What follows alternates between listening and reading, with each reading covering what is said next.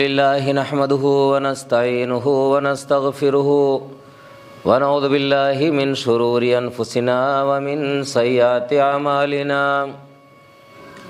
من يهده الله فلا مضل له ومن يضلل فلا هادي له وأشهد أن لا إله إلا الله وحده لا شريك له وأشهد أن محمدا عبده ورسوله أما بعد فإن خير الحديث كتاب الله وخير الهدي هدي محمد صلى الله عليه وسلم وشر الأمور محدثاتها وكل محدثة بدعة وكل بدعة ضلالة وكل ضلالة في النار فأعوذ بالله السميع العليم من الشيطان الرجيم بسم الله الرحمن الرحيم قاف القرآن المجيد بل عجبوا أن جاءهم منذر منهم فقال الكافرون هذا شيء عجيب أإذا متنا وكنا ترابا ذلك رجع بعيد قد علمنا ما تنقص الأرض منهم وعندنا كتاب حفيظ بل كذبوا بالحق لما جاءهم فهم في أمر مريج أفلم ينظروا إلى السماء فوقهم كيف بنيناها وزيناها وما لها من فروج والأرض مددناها وألقينا فيها رواسي وأنبتنا فيها من كل زوج بهيج تبصرة وذكرى لكل عبد منيب ونزلنا من السماء ماء مباركا فأنبتنا به جنات وحب الحصيد والنخل باسقات لها طلع نضيد رزقا للعباد وأحيينا به بلدة ميتا كذلك الخروج كذبت قبلهم قوم نوح وأصحاب الرس وثمود وعاد وفرعون وإخوان لوط وأصحاب الأيكة وقوم تبع كل كذب الرسل فحق وعيد أفعينا بالخلق الأول بل هم في لبس من خلق جديد بارك الله لي ولكم في القرآن المجيد ونفعني وإياكم بالآيات والذكر الحكيم إنه تعالى جواد كريم ملك بر رؤوف رحيم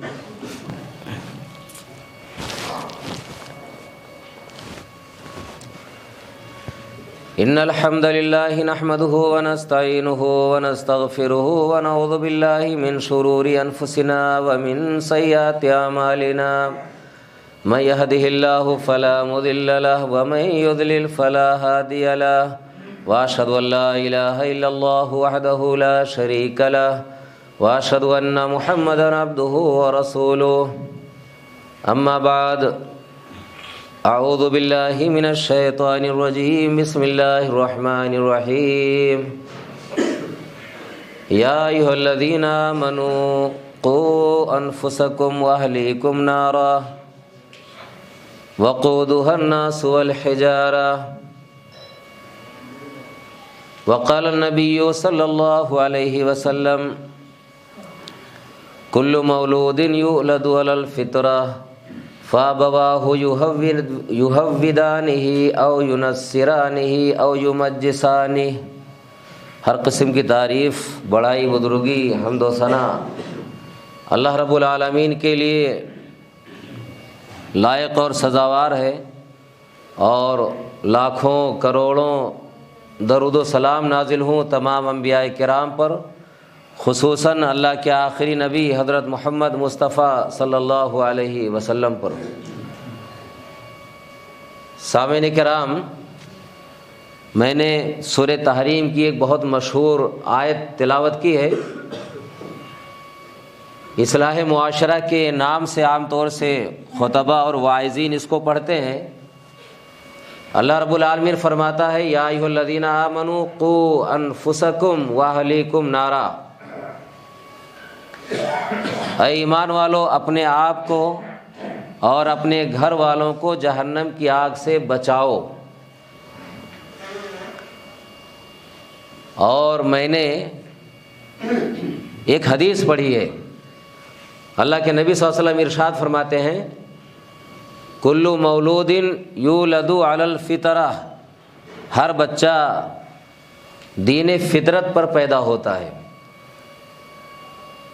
فابواہ یہودانہ او ینصرانہ او یمجسانہ، اس کے ماں باپ اس کو یہودی بنا دیتے ہیں، نصرانی بنا دیتے ہیں، مجوسی بنا دیتے ہیں۔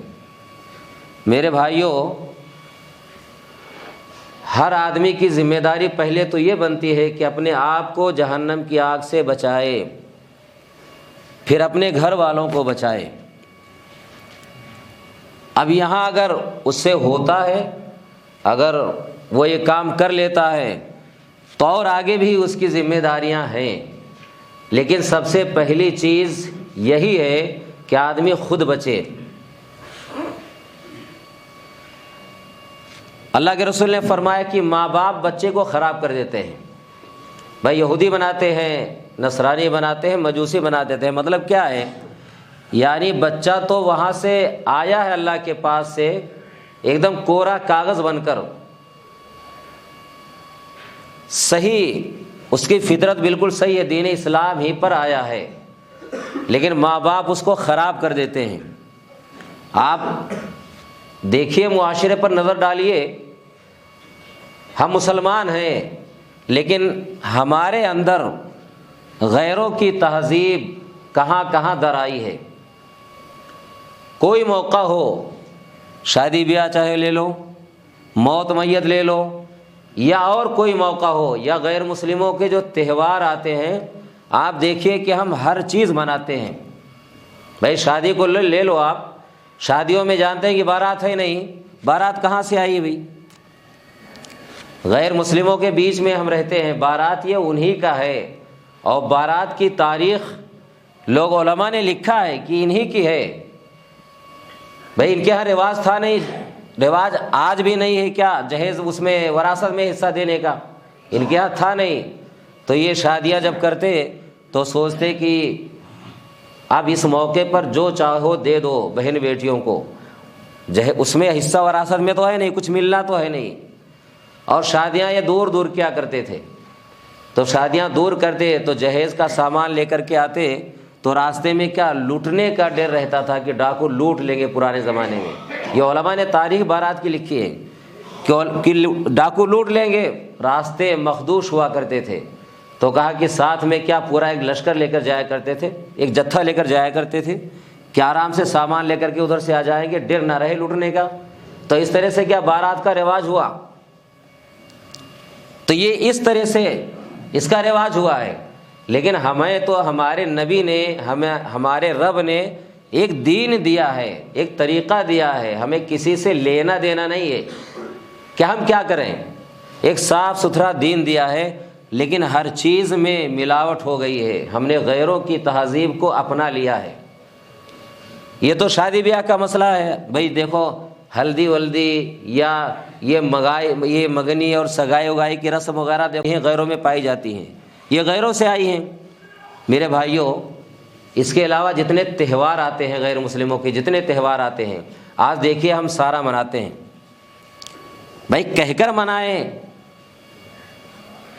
کہ ہم دیوالی منا رہے ہیں یا مکر سنکرانتی منا رہے ہیں یا ہولی منا رہے ہیں، کہنے ہونے سے مطلب نہیں، کہیں چاہے نہ کہیں، لیکن دیکھیے ہمارے بچے مناتے ہیں کہ نہیں مناتے ہیں۔ پتنگ کون اڑاتا ہے؟ پتنگ بڑے اڑاتے ہیں، بڑے اڑاتے آئے ہیں، شوق میں اڑائے ہیں، شوق میں، لیکن شوق میں اڑا رہے ہیں، ٹھیک ہے آپ مناتے نہیں ہیں، لیکن شوق میں اڑا رہے ہیں تو کیوں اڑا رہے ہیں بھائی؟ ہم نے آج شوق میں اڑایا، کل ہمارے بچے اڑا رہے ہیں، جو بچے ہوشیار ہوئے وہ اڑا رہے ہیں پتنگ، اب ان کے بچے اڑائیں گے، اور ہم سے پہلے ہمارے بزرگوں نے اڑایا ہے۔ تو یہ سب چیزیں کہاں سے آئی ہیں؟ غیر مسلموں سے آ رہی ہیں۔ جب دیوالی کا موقع آتا ہے، پٹاخہ ہمارے بچے بھی چھوڑتے ہیں، محلہ گونجتا ہے پٹاخوں سے، یہ سب کہاں سے آیا ہے ابھی؟ غیر مسلموں سے آیا ہے، ہمیں احساس نہیں ہو رہا ہے۔ بھائی ہمارے بزرگوں نے منع نہیں کیا، آج ہمارے بچے کر رہے ہیں، ہم چھوٹے تھے تو ہم نے کیا ہے، اب ہمارے بچے کر رہے ہیں، ہم منع نہیں کر رہے ہیں۔ اگر ہم منع کریں سختی کے ساتھ تو کیا بچے ہمارے نہیں مانیں گے کیا؟ ہم بیٹھ کر سمجھائیں کہ میرے بچوں یہ اسلامی تہذیب نہیں ہے، یہ ہماری تہذیب نہیں ہے، لیکن کوئی آدمی نہیں منع کرتا ہے۔ بچے ہیں، کیا کہتے ہیں؟ بچے ہیں۔ اور اللہ کے رسول نے کیا کہا ہے کہ ماں باپ بناتے ہیں اس کو، یہودی، نصرانی، مجوسی، بچے ماں باپ بناتے ہیں، بچے نہیں بنتے ہیں، ماں باپ بناتے ہیں۔ ابھی پتنگوں کو موقع تھا، دیکھیے لڑکیاں بھی اڑا رہی تھیں، ساتھ میں بچے تو اڑاتے ہی تھے، لڑکیاں بھی اڑا رہی تھیں، باپ بھی اڑا رہا ہے، ساتھ میں لڑکیاں اڑا رہا ہے۔ یہ ہے کیا بھائی؟ ایک طرف حدیث پیش کی جاتی ہے، بیان کی جاتی ہے کہ قیامت کے روز ایک ایک پائی کا حساب ہوگا، اللہ پوچھے گا کہ کہاں سے کمایا تھا اور کہاں خرچہ کیا۔ تو اب یہ پتنگ بازی، پتنگوں میں اتنا پیسہ برباد کر دینا، بھائی یہ کہاں اسلام میں جائز ہے؟ فضول خرچی تو اسلام میں جائز ہے ہی نہیں۔ بلا ضرورت پیسہ خرچہ کرنا اسلام میں ہے ہی نہیں، ایک ایک پائی کا حساب ہوگا۔ یہ ہماری باپ کی پراپرٹی نہیں ہے، اللہ نے دیا ہے اور اللہ کے ایک پیسے کا حساب لے گا۔ تو میرے بھائیوں، کوئی تہوار آتا ہے غیر مسلموں کا، اور بہت سارے روشن خیال لوگ نا کیا کہتے ہیں کہ بھائی چارہ پیدا ہوتا ہے، اس سے بھائی چارہ پیدا ہوتا ہے کیا؟ اس سے بھائی چارہ پیدا ہوتا ہے کیا؟ اس سے نرمی پیدا ہوگی کیا؟ بہت مناتے آ رہے ہو تہوار، بھائی چارہ پیدا ہو رہا ہے کیا؟ توڑے جا رہے ہیں مسلمانوں کے مکان، گرائے جا رہے ہیں، کوئی بہانہ ملے مسلمانوں کو جیلوں میں ٹھوسا جا رہا ہے، پتہ نہیں کتنے لوگ بند پڑے ہیں بلا کسی وجہ کے۔ تو آپ غور کیجئے، بھائی چارہ پیدا ہو رہا ہے کیا؟ کیا مناؤ گے ان کے ساتھ مل کر کے؟ بھائی چارہ پیدا ہو جائے گا کیا؟ بھائی چارہ اگر نرمی پیدا کرنی ہے نا غیر مسلموں کے دلوں میں، تو ہمیں صحیح مسلمان بننا پڑے گا۔ اسلام نے غیروں کو حقوق دیے ہیں، انسانیت کو حقوق دیے ہیں۔ اللہ قرآن میں کہتا ہے نا، وَقُولُوا لِلنَّاسِ حُسْنًا، لوگوں سے، مسلمانوں سے کہتا ہے کہ لوگوں سے اچھی بات کہو، لوگوں سے اچھی بات کہو۔ اب یہاں لوگ میں کیا مسلمان بھی شامل ہے اور سارے دنیا کے انسان شامل ہیں، سارے دنیا کے انسان۔ اللہ رب العالمین نے قرآن میں نبی کو کیا کہا ہے؟ یا ایھا الناس انی رسول اللہ الیکم جمیعا، کیا لوگوں میں تم سب کی طرف رسول بنا کر بھیجا گیا ہوں، یعنی تم سب کا، سارے انسانوں کا میں نبی ہوں۔ تو نبی تو سارے انسانوں کے ہیں نا، اور سارے انسانوں کی بھلائی کے لیے آپ نے باتیں کی ہیں۔ حدیث میں آپ نے فرمایا، مسند احمد کی حدیث ہے کہ لا یؤمن حتی یحب للناس ما یحب لنفسی، مسند احمد کی حدیث ہے کہ تم مومن نہیں ہو سکتے ہو یہاں تک کہ تم لوگوں کے لیے وہی پسند کرو جو اپنے لیے پسند کرتے ہو۔ اب یہ لوگوں میں دیکھ لیجئے، مسلمان غیر مسلم سارے اس میں شامل ہو گئے لوگوں میں، صرف مسلمان نہیں ہیں۔ اور حدیث بخاری وغیرہ کی آتی ہے جس میں آپ نے فرمایا کہ لا یؤمن احدکم حتی یحب لاخیہ ما یحب لنفسہ، کہ تم میں سے کوئی شخص مسلمان نہیں ہو سکتا ہے، مومن نہیں ہو سکتا ہے جب تک لوگوں کے لیے، اپنے بھائی کے لیے وہی چیز پسند نہ کرے جو اپنے لیے پسند کرتا ہے۔ تو بھائی سے مراد کیا ہے؟ بھائی علماء نے کہا کہ مسلمان بھی اس میں شامل ہے، اور انسانیت کے ناطے ہر انسان ہمارا بھائی ہے، کسی مسلک کا ہو، کسی دھرم کا ماننے والا ہو، سارے ہمارے بھائی ہیں۔ تو ہمیں سب کے لیے وہی پسند کرنا چاہیے۔ پڑوسیوں کے بارے میں حدیث میں آتا نہیں ہے کیا کہ پڑوسی کوئی بھی ہو، غیر مسلم ہے تو کیا ہوا، پڑوسی کوئی بھی ہو، اس کے ساتھ ہمیں ویسے ہی سلوک کرنا ہے جیسے اپنے مسلمان بھائی، مسلمان پڑوسی کے ساتھ کرتے ہیں۔ صحابہ کرام یہودی پڑوسیوں کو ہدیہ دیا کرتے تھے، ہمارے نبی نے یہودیوں کو ہدیہ دیا ہے، یہودیوں کو صدقہ دیا ہے۔ آپ مدد کیجئے بھائی، آپ اپنا اخلاق اچھا بنائیے، آپ صحیح رہیے، تو ظاہر سی بات ہے کہ آپ سے آپ ہمارے لیے ان کے دلوں میں نرمی پیدا ہوگی۔ ہم اچھے نہ بنیں، اسلام پر عمل نہ کریں، سوچیں کہ صرف یہ ان کے تہواروں میں شامل ہو جائیں اور ہمارے لیے ان کے دلوں میں نرمی پیدا ہو جائے گی، اس سے نرمی پیدا ہوگی کیا؟ آپ کے اخلاق چاہے جیسے رہیں، کسی کی بہن بیٹیوں کو ہم تاکتے رہیں، کسی کو کچھ کہتے رہیں، ہمارے لیے نرمی پیدا ہوگی کیا؟ مسلمانوں کے اخلاق آج کل اتنے برے ہیں نا، اتنے گرے ہوئے ہیں، ہر آدمی چاہتا ہے کہ ہمارے ساتھ انصاف ہو۔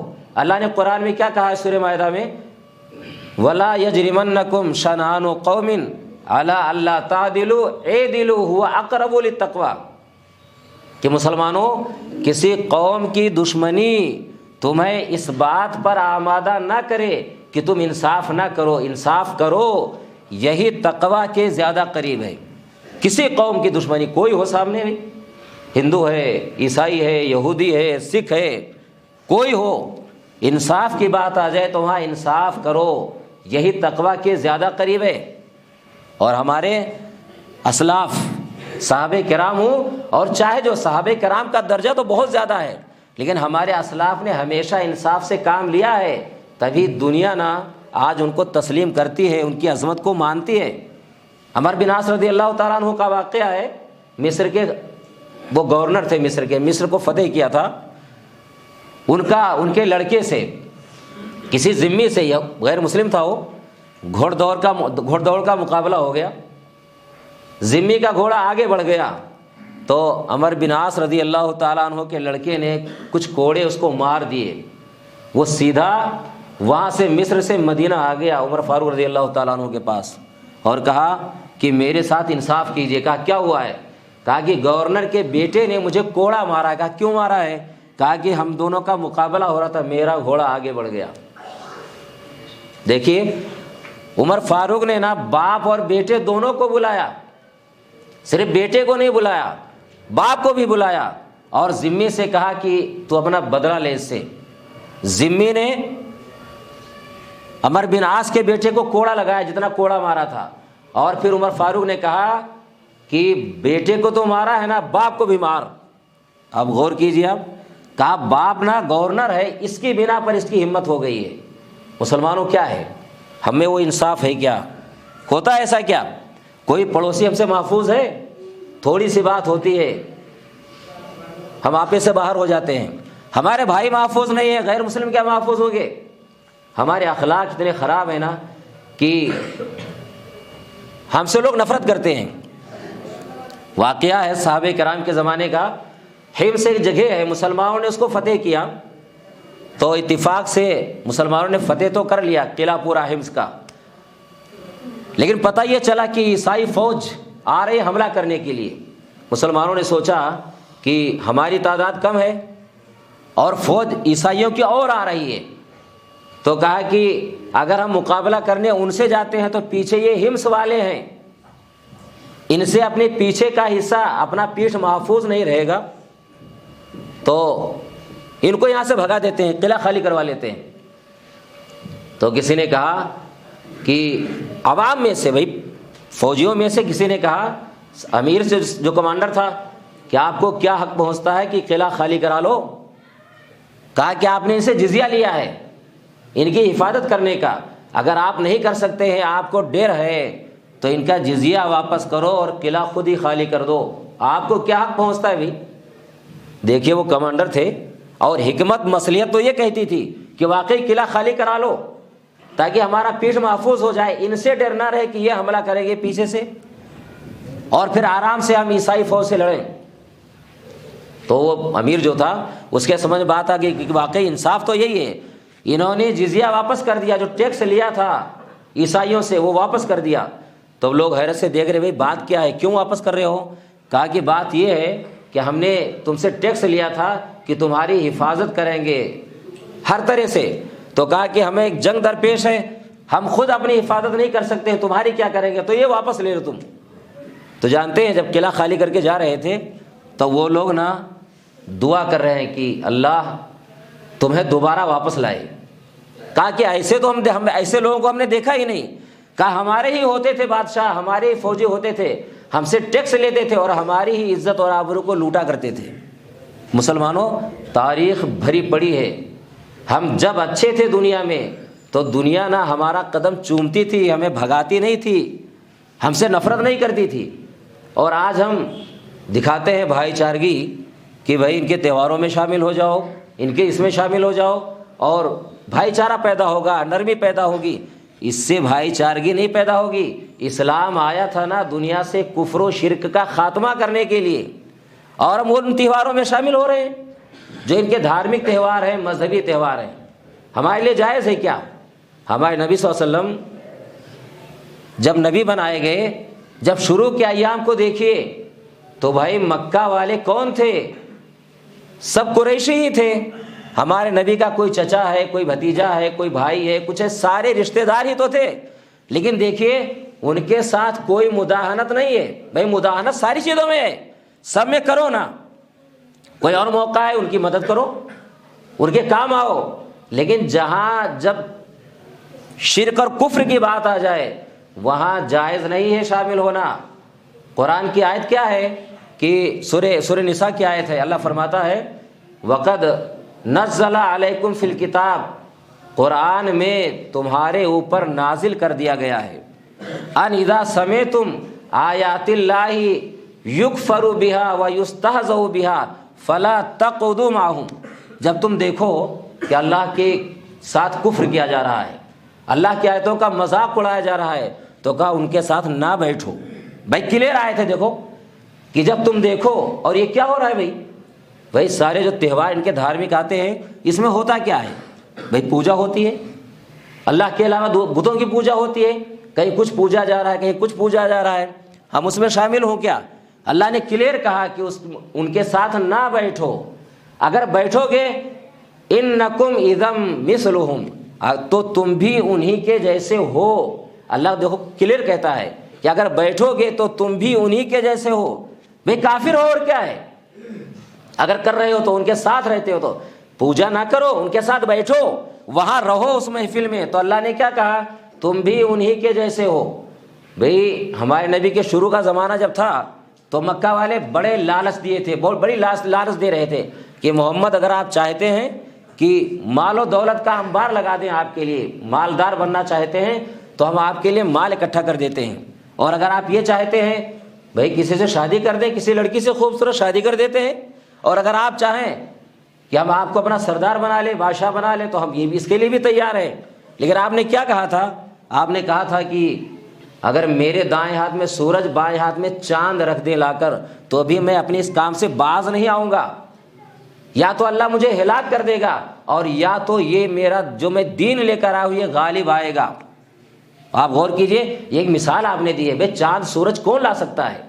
یعنی دنیا کی میں جو کچھ ممکن ہے تم سب کر لو، ساری لالچ دے لو، لیکن ایسا نہیں ہو سکتا ہے۔ چاند سورج تو آپ نے یوں کہا کہ تمہارے امکان میں نہیں ہے، جو کچھ ہو سکتا ہے تم کر لو۔ ایک مرتبہ خانہ کعبہ کا آپ طواف کر رہے تھے، ابن اسحاق کا بیان ہے کہ امیہ بن خلف، ولید بن مغیرہ اور 2-3 تھے کفار مکہ کے سردار آپ کے پاس آئے اور کہا کہ محمد ایسا ہے کہ ہم کچھ دن تک آپ کے معبود کی پوجا کرتے ہیں اور کچھ دن آپ ہمارے معبود کی پوجا کیجئے، اگر ہمارا معبود اچھا ہوا تمہارے معبود سے تو تم اس میں سے حصہ وصول کر لو گے، اور تمہارا معبود ہوا ہمارے معبودوں سے اچھا تو ہم اپنا حصہ وصول کر لیں گے۔ تو یہ سورہ کافرون ہے نا، قل یا ایھا الکافرون، سورہ کافرون ہے، یہ آیت نازل ہوئی اور اللہ نے کلیئر کہہ دیا قل یا ایھا الکافرون، اے نبی کہہ دو اے کافرو، لا اعبد ما تعبدون، میں عبادت نہیں کروں گا ان کی جن کی تم عبادت کرتے ہو، ولا انتم عابدون ما اعبد، اور نہ تم عبادت کرنے والے ہو اس کی جس کی میں کرتا ہوں، ولا انا عابد ما عبدتم، اور نہ میں عبادت کرنے والا ہوں جس کی تم نے عبادت کی ہے، ولا انتم عابدون ما اعبد، اور نہ تم عبادت کرنے والے ہو جس کی میں کرتا ہوں۔ اللہ نے 4 مرتبہ تکرار کیا ہے۔ اب غور کیجئے، قرآن کی آیت کلیئر ہے، اس معاملے میں کوئی سمجھوتا نہیں ہے۔ بھائی دنیا دشمن ہماری کیوں ہے؟ شروع سے آج تک دنیا میں جو یہ حق اور باطل کا معرکہ ہے، اسلام اور کفر کا ہے، مسلمانوں کا ہے اور غیر مسلموں کا ہے، یہ اسی بات کو تو لے کر ہے، بھائی یہ چھوڑ دو، سب کے ساتھ شامل ہو جاؤ۔ میرے بھائیوں یہ جائز نہیں کسی طریقے سے۔ بہت سارے روشن خیال لوگ بھائی مندر میں گئے وہاں ٹیکا لگا لیا، کہیں اور پہنچے سارا کام کر لیا، سب میں شامل ہو گئے، آگے آگے چل رہے ہیں۔ بہت سارے لوگ ہیں، بہت سارے ہیں نا کہ گنپتی وغیرہ میں شامل ہوتے ہیں، بہت سارے دوسرے تہواروں میں شامل ہو جاتے ہیں، اور کیا بڑے سینہ تان کر کہ دیکھو مسلمان ہو کر میں ان کے ساتھ بھائی چارگی دکھاتا ہوں۔ ارے میرے بھائیوں، پھر ہے کیا؟ دنیا میں اسلام آیا اسی لیے تھا، اور جب یہ ہونے لگ جائے تو پھر باقی کیا بچا ہے؟ پھر تو کلیئر اپنا نام بدل لو نا، سیدھے ہو جاؤ بھائی، واپس ہو جاؤ، سیدھے ہو جاؤ، مرتد ہو جاؤ، پھر خوش ہو جائیں گے۔ اور دنیا یہی چاہ رہی ہے، اور یہ ایسا کرو گے کوئی بچانے والا نہیں ہے۔ سوچو عزت ملے گی۔ اور وہ جملہ نا عمر فاروق رضی اللہ تعالیٰ عنہ کا بار بار میں کہتا ہوں، بار بار ہمیشہ یہ یاد رکھنے کے لائق ہے کہ عمر فاروق نے کہا تھا جب بیت المقدس کو فتح کیا تھا تو ان کے سامنے فوج کے لوگوں نے قیمتی کپڑا پیش کیا تھا۔ بھائی معمولی کپڑا پہنے ہوئے تھے، بیت المقدس والوں نے فلسطین کے عیسائیوں نے بلایا تھا کہ خلیفہ کو اپنے بلاؤ، تو وہ آئے تو معمولی کپڑا تھا ان کے جسم پر، لوگوں نے بہترین کپڑا پیش کیا کہ امیر المومنین اچھا نہیں لگتا ہے، عیسائیوں کے دربار میں جا رہے ہیں، عیسائیوں کے پاس جا رہے ہیں آپ، تو کہا یہ کپڑا پہن لیجئے۔ تو انہوں نے ایک جملہ کہا تھا کہ انا کننا اذل قوم، کہا کہ لوگوں، مسلمانوں، دنیا میں ہم سب سے زیادہ ذلیل تھے۔ اذل قوم کا مطلب سب سے زیادہ ذلیل تھے، ہر قوم سے ذلیل تھے۔ اعزنا اللہ بالاسلام، اور اللہ نے ہمیں عزت دیا نا اسلام کی بدولت، اسلام کی وجہ سے عزت دی ہے۔ فمہما نطلب العزہ بغیر ما اعزنا اللہ بھی